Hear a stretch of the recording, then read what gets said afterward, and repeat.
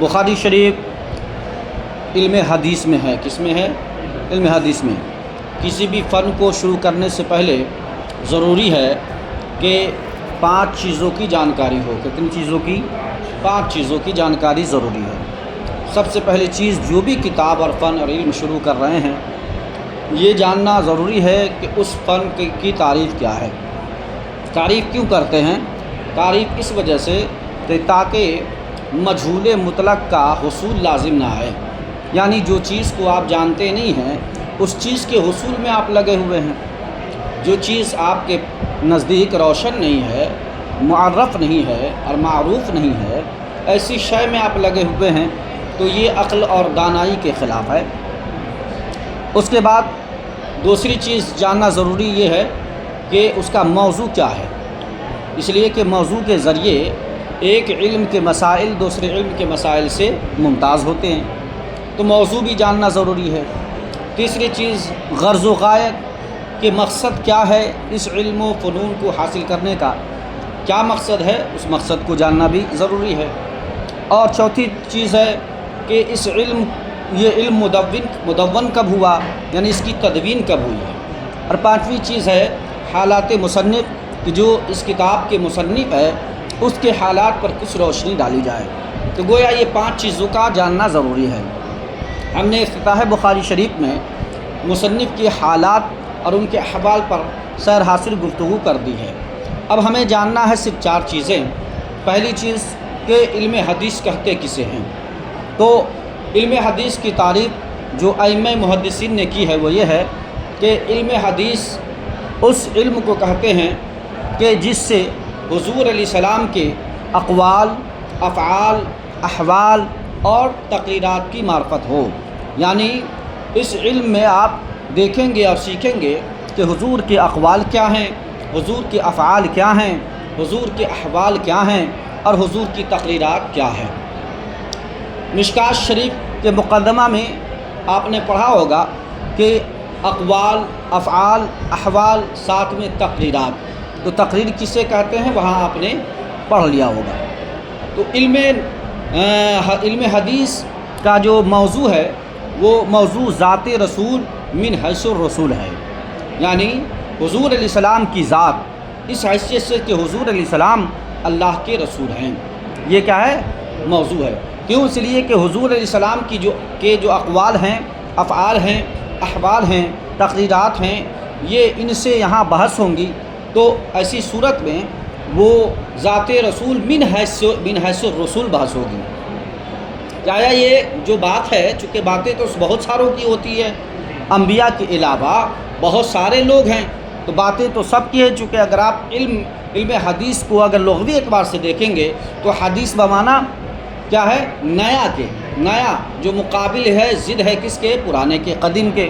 اور حدیث کا معنی کیا ہوتا ہے؟ ایک بات چیت بھی ہوتی ہے. تو ایسی صورت میں وہاں پر من حیث الرسول بحث ہوگی. اور موضوع کہتے کسے ہیں؟ موضوع کہتے ہیں اس شے کو کہ جو اس شے کے احوال سے بحث ہو. تو حضور کی ذات یہ شے ہے، اور حضور علیہ السلام کے اقوال، افعال، احوال یہ سب کیا ہیں؟ حالات ہیں. ٹھیک ہے نا؟ تو موضوع کا جاننا بھی ضروری اس لیے ہے تاکہ علم حدیث، علم فقہ، علم نحو، علم صرف کے مسائل ایک دوسرے سے ممتاز ہو جائیں. تو علم حدیث کی تعریف ہم نے کر دی. علم حدیث کا موضوع بتا دیا، ذات رسول. اور علم حدیث کی غرض و غایت کیا ہے کہ ہم یہ علم جان کر، سیکھ کر اپنے آپ کو سنوارے اور دنیا اور آخرت میں سعادتیں حاصل کریں. بات ہے سمجھ؟ اب چوتھی چیز ہے کہ علم حدیث مدون کب ہوا، اس کی تدوین کب ہوئی. تو اس سلسلے میں جو عمدۃ القاری شرح بخاری میں یہ بات آئی ہے، علامہ عینی نے لکھا ہے کہ پہلی صدی جب گزری ہے، پہلی صدی میں تو باضابطہ طریقے سے علم حدیث کو لکھا نہیں کیا. یعنی علم کی حیثیت، حدیثیں تو لکھی جاتی تھی فرداً، لیکن علم کی حیثیت سے، فن کی حیثیت سے پہلی صدی میں اس کی تدوین نہیں ہوئی. اگر آپ دیکھیں گے تو پہلی صدی میں کیوں نہیں ہوئی؟ اس وجہ سے کہ حضرت عمر فاروق رضی اللہ تعالی عنہ اپنے دور خلافت میں جب دیکھا آپ نے کہ لوگوں کا ذہن، لوگوں کا دماغ کمزور ہو رہا ہے، حافظہ قوی نہیں ہو، مضبوط نہیں ہے، تو ایسی صورت میں آپ نے مجلس مشاورت قائم کی اور اجلہ صحابہ کرام کو بیٹھالا اور آپ نے اس پر غور و فکر کرنے کی دعوت دی۔ سبوں نے غور و فکر کرنے کے بعد اس بات پر فیصلہ دیا کہ علم حدیث کو، یعنی جتنی بھی حضور کی احادیثیں ہیں، ان سب کو جمع کر دیا جائے۔ کیا کر دیا جائے؟ جمع کر دیا جائے۔ حضرت عمر فاروق رضی اللہ تعالیٰ عنہ جب مجلس برخاست ہوئی تو ایک مہینہ تک، ایک مہینہ تک آپ غور و فکر کرتے رہے اس امر پر کہ آیا حضور علیہ السلام کی باتوں کو، یعنی احادیث رسول کو جمع کر دیا جائے یا جمع نہ کیا جائے۔ ایک مہینے کے استخارے کے بعد، غور و فکر کرنے کے بعد آپ کے دل میں یہ بات آئی کہ نہیں، لا کتاب مع کتاب اللہ، کہ اللہ رب العزت کی کتاب ہوتے ہوئے اب کسی کتاب، کسی بھی علم و فن کی ضرورت نہیں۔ دوسری وجہ یہ بھی تھی کہ جس طرح صحابہ حضور علیہ السلام کے صحبت میں زیادہ رہا کرتے تھے، تو کچھ صحابی ایسے بھی ہوتے تھے جو بہت دور دراز علاقے سے آتے تھے، جس کو اعرابی کہتے ہیں، یعنی دیہات کے رہنے والے، قریہ کے رہنے والے، جو مان لیجیے مہینہ میں ایک بار آئے، کچھ حدیثیں سنی اور پھر چلے گئے، اسی پر عمل کرتے رہے۔ تو جو صحابہ وہاں موجود ہوتے تھے حضور کی بارگاہ میں، تو جب وحی نازل ہوتی تھی، چونکہ وحی کی دو قسمیں ہیں نا، وحی مطلوع یا وحی غیر مطلوع۔ وحی مطلوع قرآن عظیم ہے اور ان کی آیت و صورتیں ہیں، اور وحی غیر مطلوع احادیث رسول ہے۔ تو جو صحابہ دور دراز سے آتے تھے، کبھی کبھار آتے تھے، اب اگر اسے جمع کر دیا جاتا تو ان کو یہ بات معلوم نہ ہو پاتی کہ کون سی وحی مطلوع ہے اور کون سی وحی غیر مطلوع ہے، یعنی کون سی چیز آیت قرآن ہے اور کون سی چیز آیت حدیث رسول ہے۔ تو گویا اس کے درمیان بھی فرق نہیں کر پاتے، چونکہ بہت سارے اعرابی تھے، دیہاتی صحابی تھے جو کبھی کبھار آتے تھے۔ اب جب حضور کے جانے کے بعد، حضور کی ظاہری وفات کے بعد جب وہ جمع کر دیا جاتا تو ممکن تھا کہ وہ اعرابی صحابی کہیں اسے آیت کریمہ یا پھر حدیث رسول کو قرآن کی صورت سمجھ کر کہیں تلاوت کرنا شروع کر دیتے۔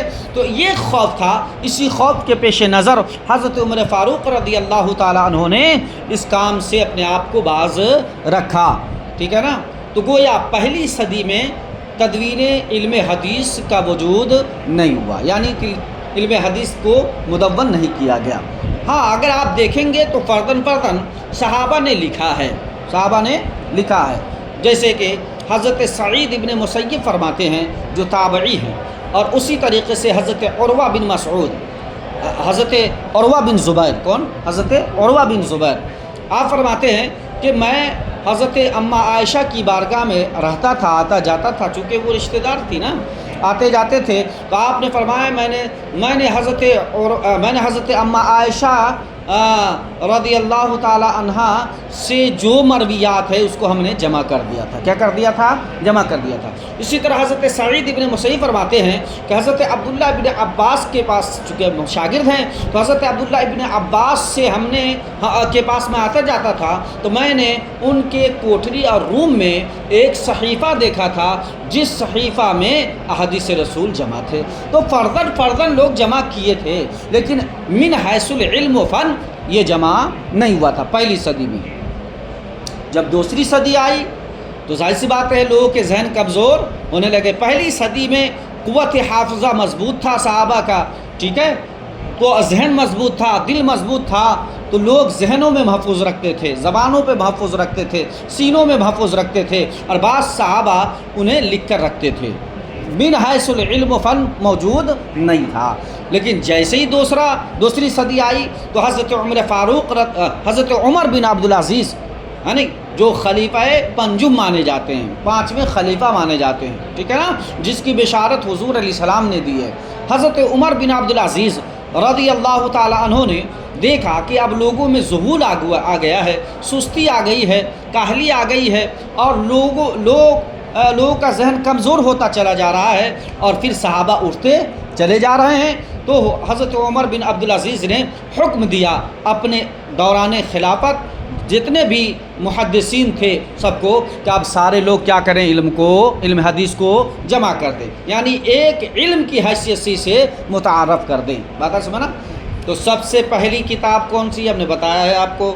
اس حدیث پاک کو جمع سب سے پہلے کس نے کیا، یعنی سب سے پہلی کتاب کون سی ہے؟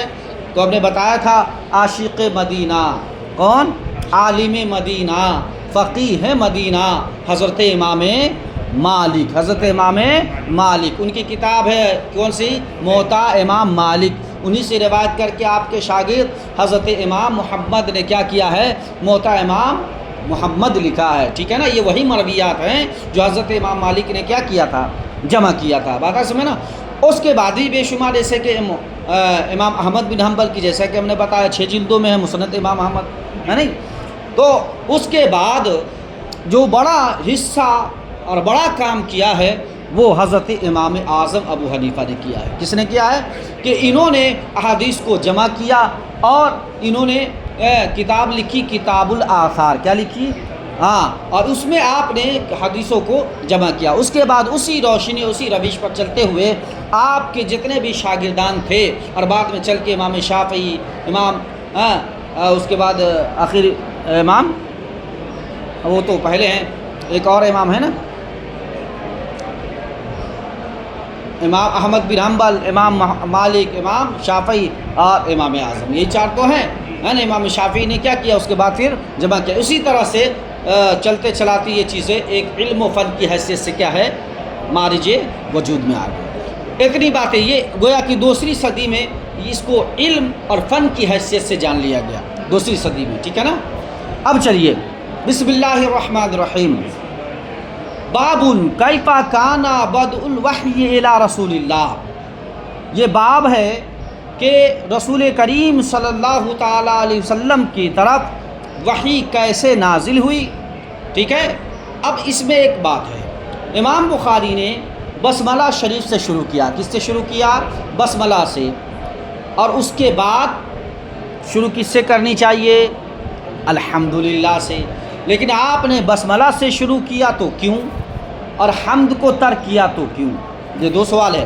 پہلا سوال کا جواب یہ ہے کہ بسملہ شریف سے اس لیے شروع کیا تاکہ قرآن عظیم کی اقتدا ہو جائے۔ کس کی اقتدا ہو جائے؟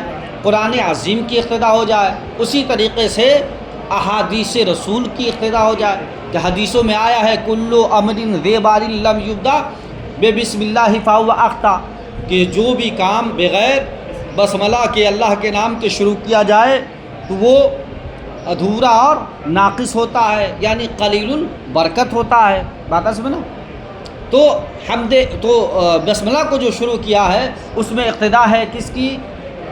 احادیث رسول کی، اور پھر بزرگان دین کی کتابوں کی پیروی کی، کہ جتنے بزرگان دین اور مصنفین ہیں انہوں نے جب کتابیں شروع کی ہے تو بسملہ شریف سے شروع فرمایا ہے۔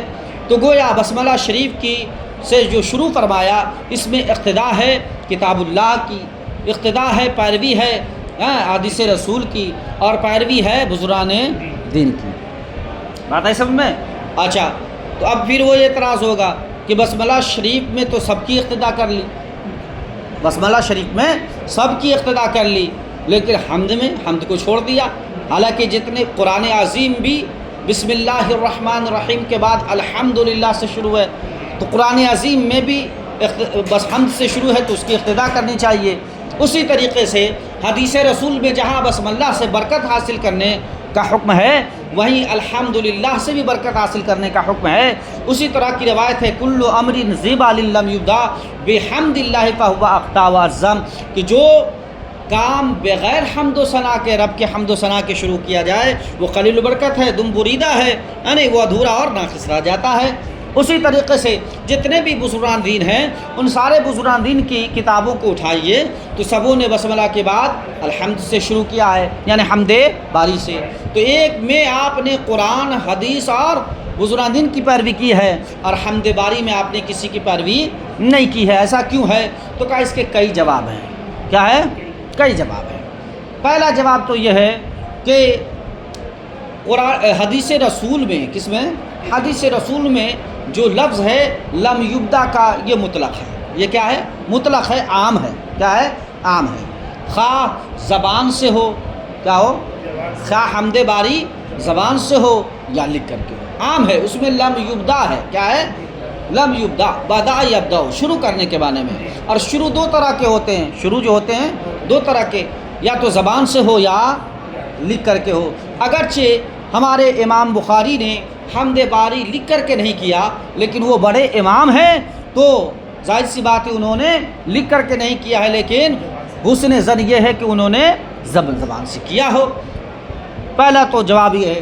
دوسرا جواب یہ ہے کہ آپ جو قرآن عظیم کی اقتداء پر سوال اٹھا رہے ہیں تو بلا شبہ سورہ فاتحہ یہ پہلی سورت نہیں ہے، سورہ فاتحہ پہلی سورت نہیں ہے، نزول کے اعتبار سے، کتابت کے اعتبار سے، ترتیب کے اعتبار سے پہلے ہے، لیکن نزول کے اعتبار سے پہلے نہیں ہے۔ کیوں؟ اس لیے کہ نزول کے اعتبار سے سب سے پہلی سورت کیا ہے؟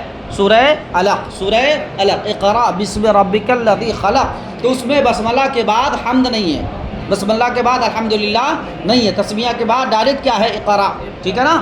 تو گویا کہ انہوں نے قرآن عظیم کی بھی اقتداء کی ہے، لیکن اس صورت کی جو نزول کے اعتبار سے پہلے ہے، جو نزول کے اعتبار سے پہلے ہے، اور اس میں بسملہ کے بعد ڈائریکٹ کیا ہے؟ اپنی بات، اللہ کی بات ہے، اس میں حمد باری نہیں ہے۔ تیسری وجہ یہ ہے کہ انہوں نے کیا ہے، حسن ظن ہے، ظن المؤمنین خیرا، انہوں نے کیا ہے زبان سے بھی اور لکھ کر بھی، لیکن کاتب نے کیا کیا؟ اڑا دیا، کاتب نے کیا کیا؟ اڑا دیا۔ اور پانچواں جواب ہے کہ بھائی صاحب حمد باری تعالیٰ مستحب ہے، حمد باری تعالیٰ کیا ہے؟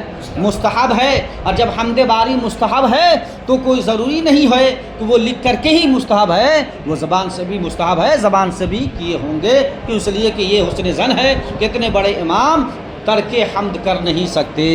بات ہے اس میں نا؟ تو ہم نے جواب دے دیا کہ بسملہ شریف کیوں لکھا ہے اور حمد باری کیوں نہیں لکھا، ٹھیک ہے؟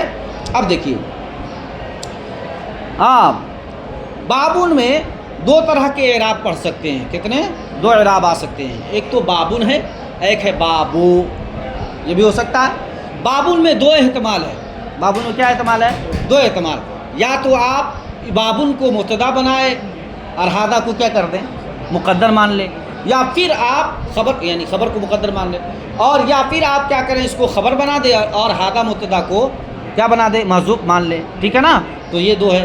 بابو اس طرح کر سکتے ہیں کہ اس کو مضاف کر دیں پورے جملے کی طرف، اس کو کیا کر دیں؟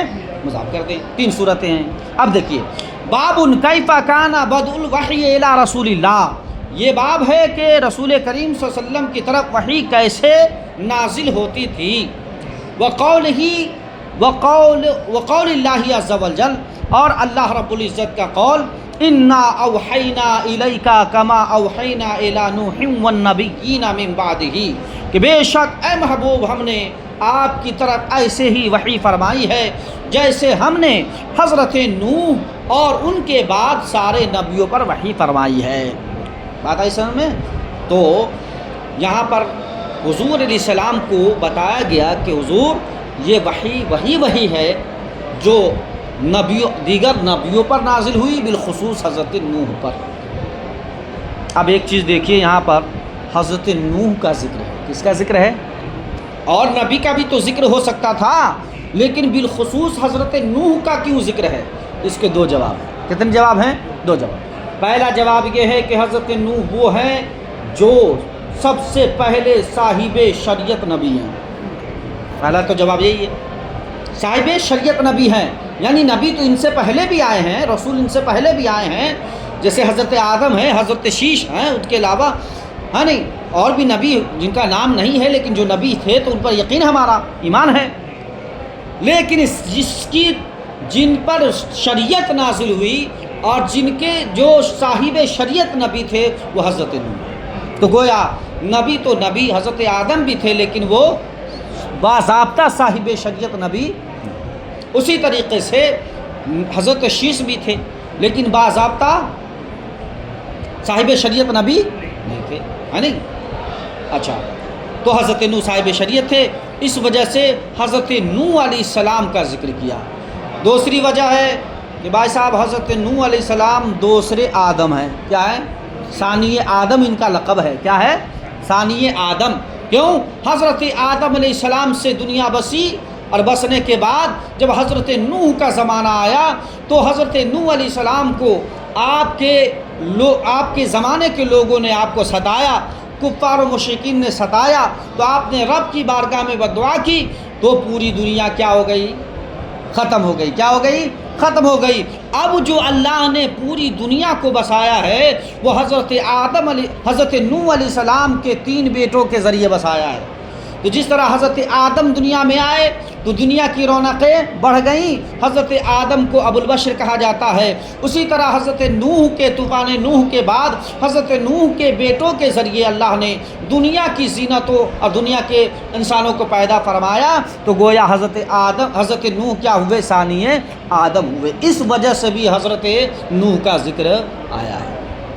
تیسری چیز جو میں بتاتا ہوں، تیسرا جواب یہ ہے کہ حضرت آدم اور حضرت شیش اور حضرت نوح تک جتنے بھی نبی آئے ہیں نا، ان پر اجتماعی طور سے عذاب خدا نہیں آیا. نہیں سمجھے؟ اجتماعی طور سے عذاب خدا نہیں آیا. اجتماعی طور سے جن کے دور میں عذاب خدا آیا ہے وہ حضرت نوح ہے. وہ کون ہے؟ اس وجہ سے بھی اللہ نے حضرت نوح کے نام کو خاص کر کے ذکر فرما دیا تاکہ دنیا والے جانیں کہ حضرت نوح وہ ہیں جو صاحب شریعت بھی ہیں، حضرت نوح وہ ہیں جو ثانی آدم بھی ہیں، اور حضرت نوح وہ ہیں کہ جن کی امت پر اجتماعی عذاب آیا. وما علینا